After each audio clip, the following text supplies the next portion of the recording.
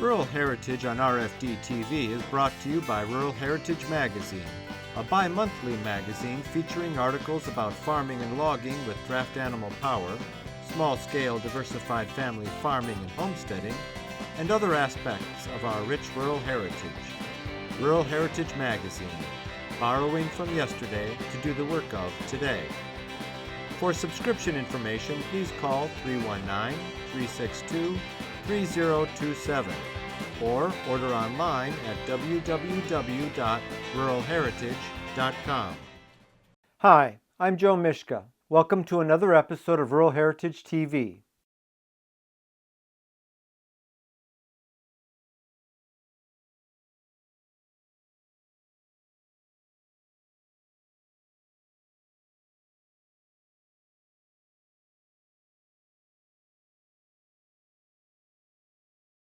Shows about the Iowa Farm Team Challenge, and we've brought you shows about Heritage Park in Manning, Iowa.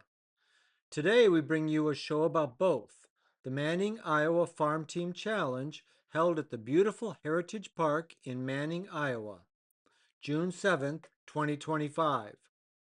Heritage Park board member Derek Jansen helped organize the Farm Team Show event and told us a little about what we were about to see. Tell me your name. My name's Derek Jansen.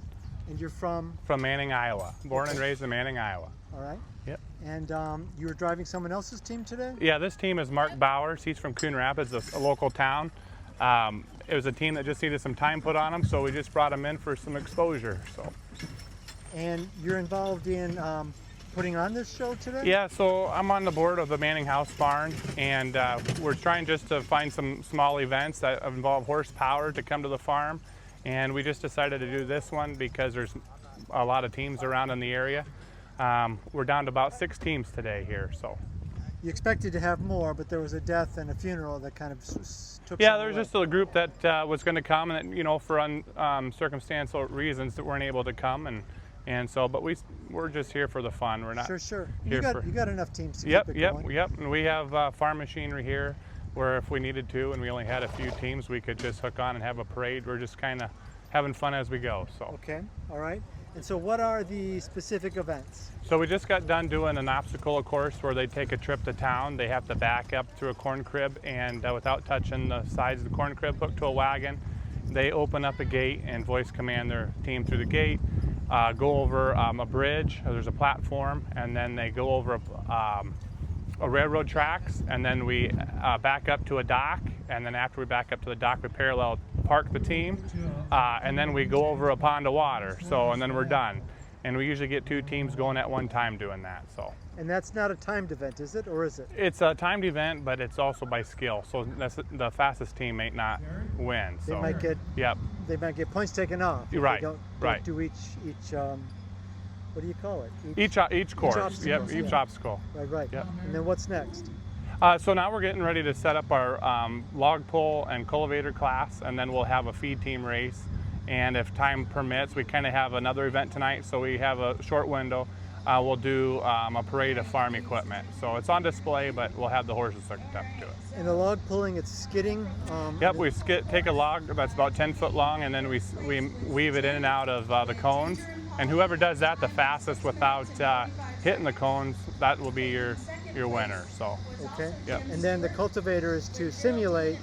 That's what these Yep. So we have the for. red Dixie cups. We're trying to find a better way to do it, but just haven't done it yet. But the cultivator goes over between the row of Dixie cups, and that simulates a plant of corn. So if we step on a lot of Dixie cups, we wouldn't be a very good farmer. Right.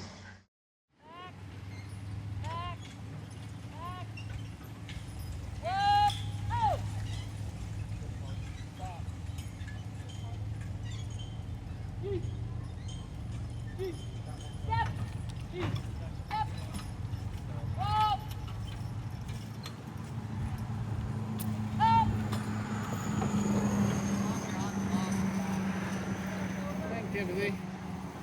Any different from the farm being down low? Yeah, well, it's down low. Thank you. How long have you been training these horses?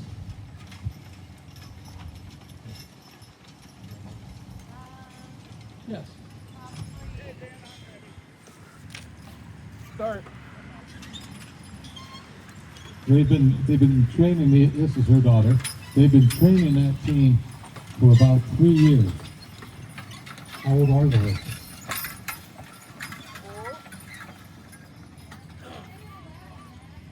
Yeah. The horses are 13 and 15 years old. They're all brothers. I'll be darned. That's pretty good. Thank you. Thank you very much. Here comes the ground team.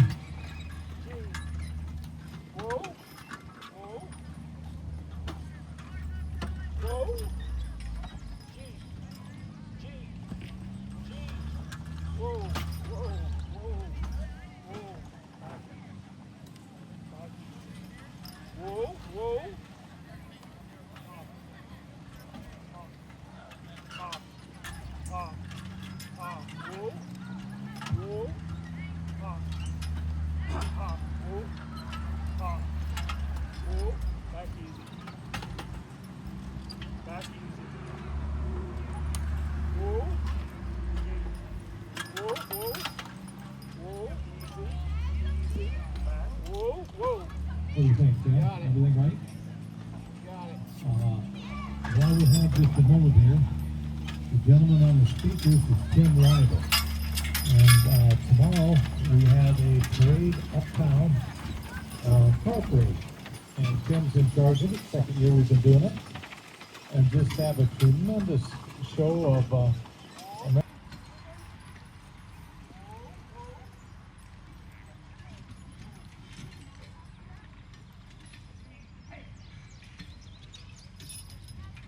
Derek's got his team out today.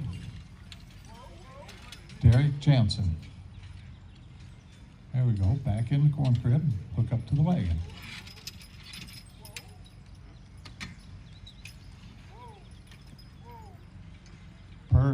Perfect parallel parking.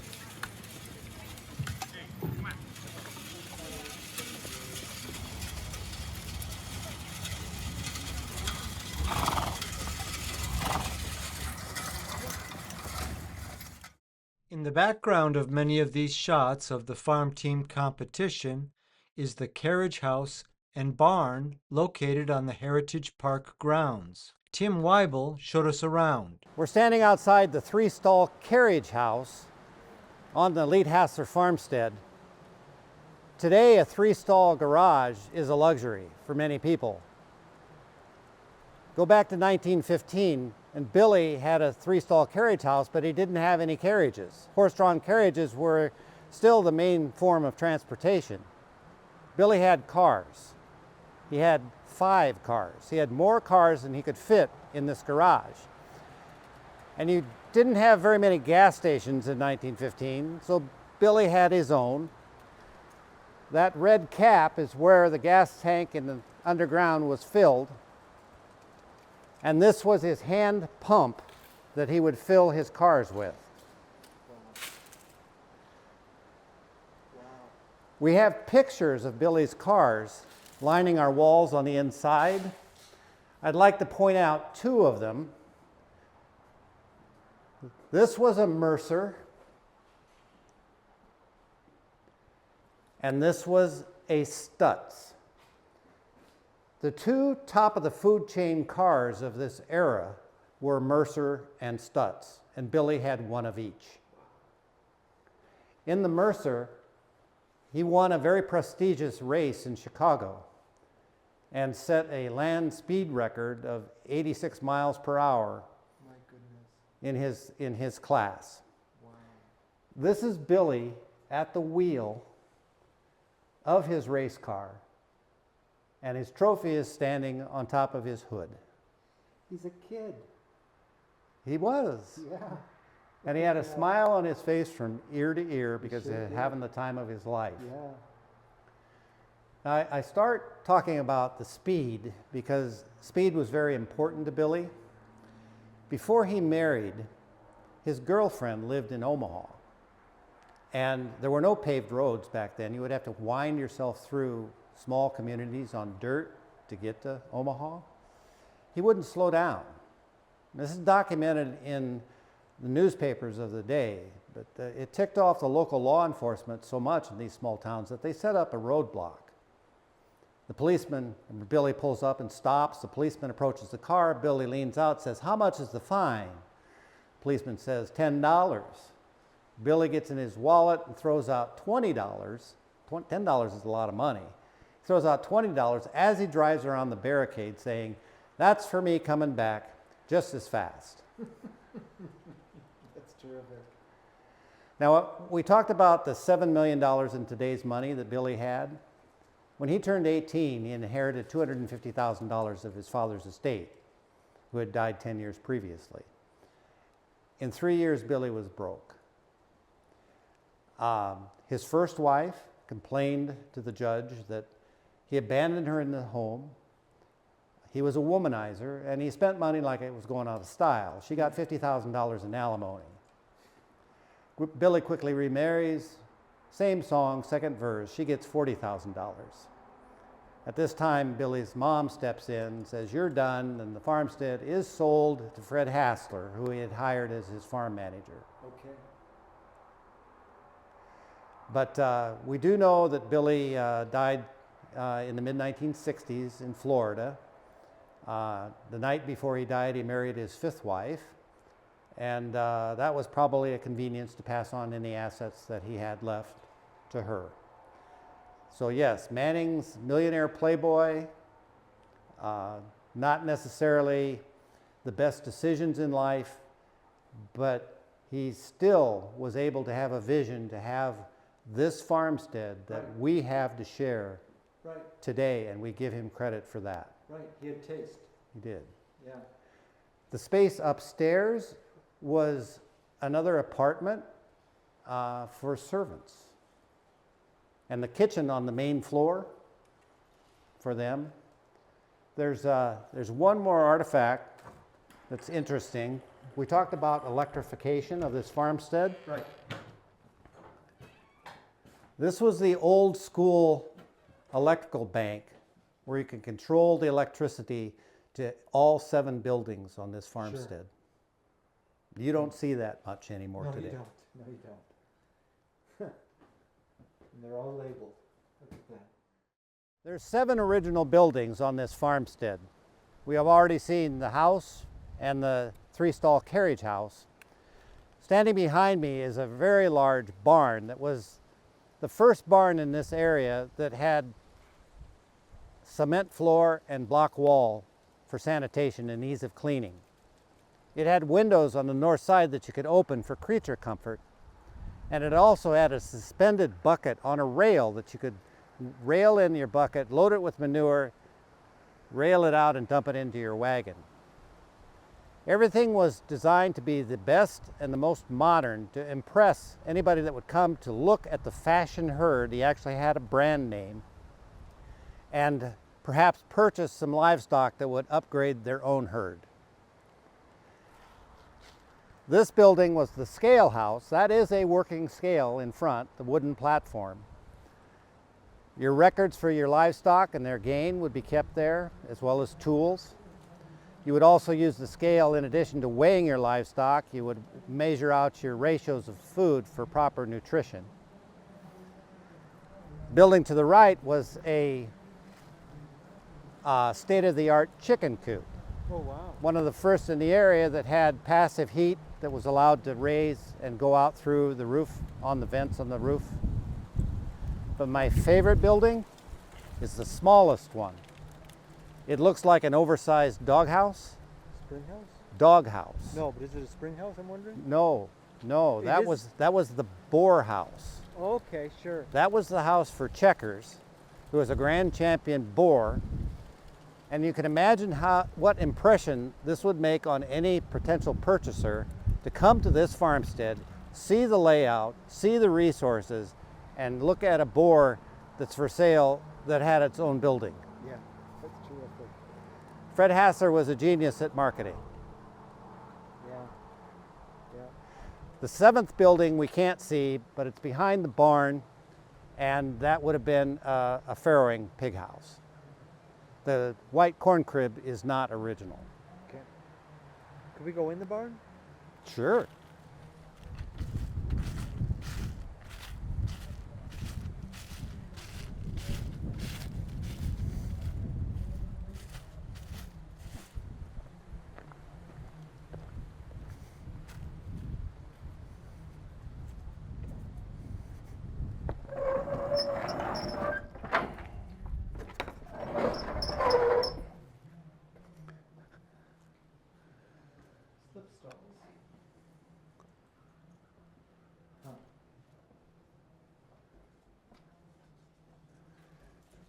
You can still see the rail system for the bucket,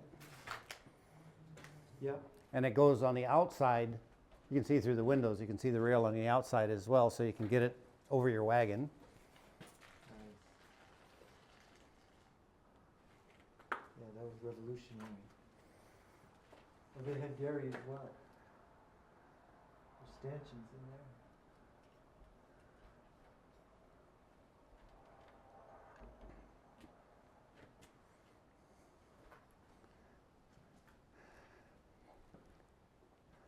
The upstairs hayloft Uh-huh.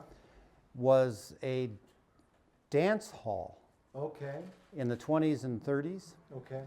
where 100 German heritage farmers bring their spouses and dance to polka bands and drink beer. Yeah, This was a hot spot. yep, I bet. Yeah, I bet. It's a beautiful barn.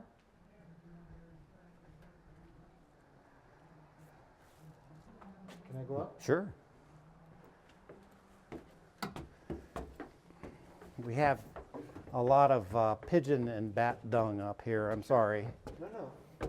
I grew up with a barn a lot like this. Oh, somebody cleaned it up.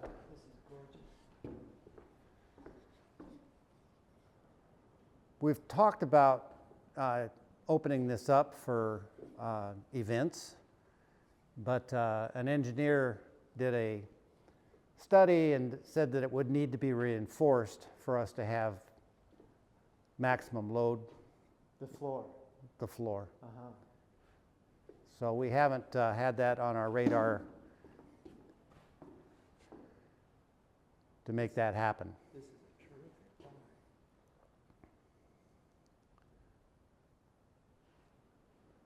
It's built so that it's all one giant cavity. It's really nice. It's got the Loudon hay trolley.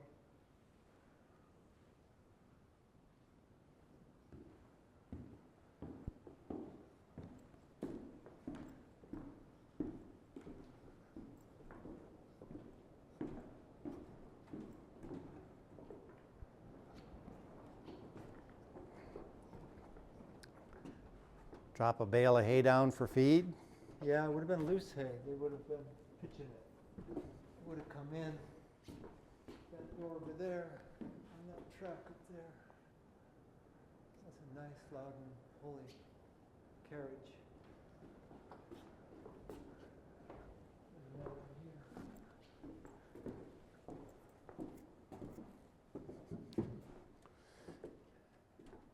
Loudon is an Iowa company. Really? Where were they out of?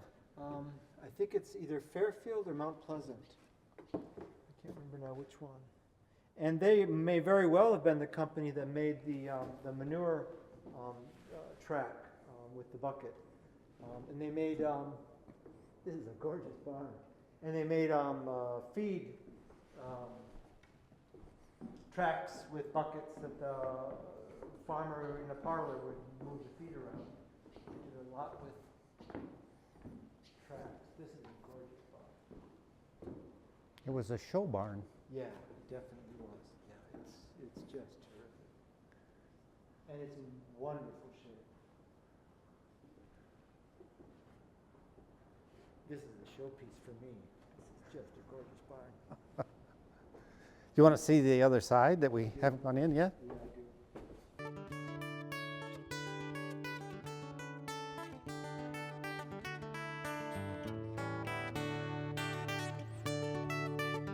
This program is available for purchase.